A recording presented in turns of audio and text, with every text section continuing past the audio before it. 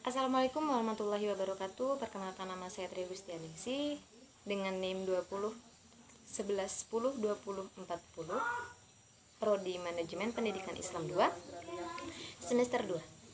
Tujuan saya membuat video ini untuk memenuhi tugas UTS dari Bapak Dosen Habib Anwar Al-Ashari MPD.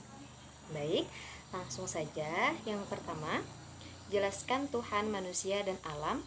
Jelaskan dengan kacamata filsafat pendidikan Islam. Dalam konteks tradisional Islam menganggap bahwa Tuhan, alam, dan manusia punya hubungan yang sangat erat.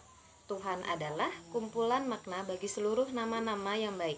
Manusia secara bahasa disebut juga insan, yang dari bahasa Arab berarti lupa.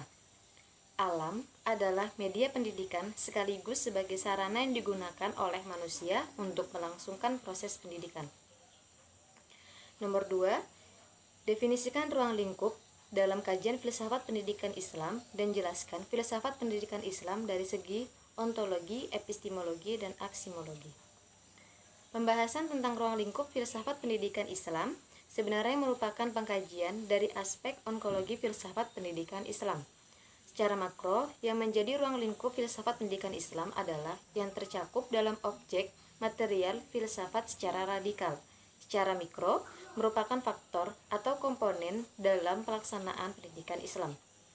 Untuk lebih memfokuskan pembahasan sesuai fokus penelitian ruang lingkup filsafat pendidikan Islam, maka cukup sajikan pembahasan secara makro, yaitu 1. Ontologi adalah ilmu yang mempelajari sesuatu yang ada atau yang berwujud yang dapat diterima di kalangan orang banyak. Epistemologi adalah ilmu yang mempelajari tentang suatu kebenaran, pengetahuan, atau secara seseorang mendapatkan ilmu. Bagaimana cara orang mendapatkan ilmu? Yang ketiga, aksimologi adalah sesuatu bentuk aplikasi seseorang atas ilmu yang diberikan. Maksudnya,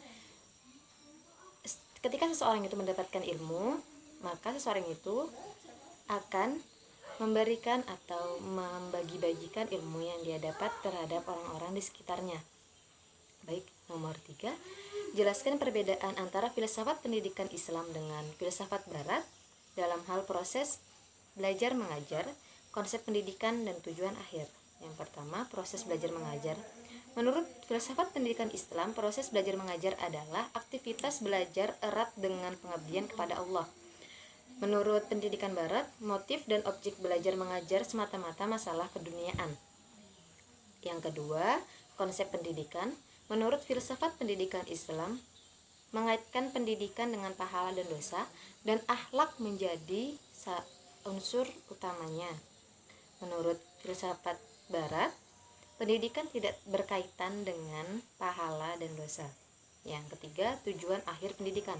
Menurut filsafat pendidikan Islam, terwujudnya insan kamil yang pembentukannya selalu dalam proses panjang hidup. Menurut filsafat pendidikan Barat, hidup sejahtera di dunia secara maksimal sebagai warga negara maupun warga masyarakat. Yang nomor 4, jelaskan mengapa guru atau pendidikan Islam perlu mengajarkan filsafat pendidikan Islam.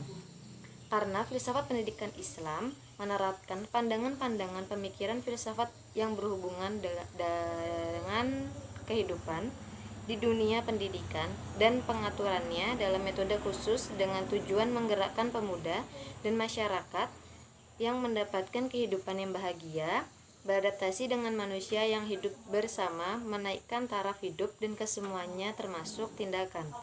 Yang terakhir, nomor 5, jelaskan dan berikan argumen Anda tentang pendidikan Islam dengan dalam perspektif Al-Ghazali, Ibnu Khaldun, dan Kiai Hasyim Ash'ari. Yang pertama, pemikiran Al-Ghazali tentang pendidikan Islam adalah kecintaan dan perhatiannya yang sangat besar terhadap moralitas dan pengetahuan sehingga ia berusaha untuk mengabdikan hidupnya untuk mengarungi samudera keilmuan. Dalam pendidikan Al-Ghazali memberikan pengertian pendidikan yang masih global. Yang kedua, pemikiran Ibnu Khaldun tentang pendidikan Ibnu Khaldun bahwa tujuan pendidikan beraneka ragam dan universal. Yang terakhir, tentang pandangan Kiai Hasyim Ash'ari bahwa tujuan bahwa tujuan utama ilmu pengetahuan adalah mengamalkan hal yang dimaksud agar ilmu yang dimiliki menghasilkan manfaat sebagai bekal untuk kehidupan akhir kelak. Baik, begitu saja yang dapat saya sampaikan.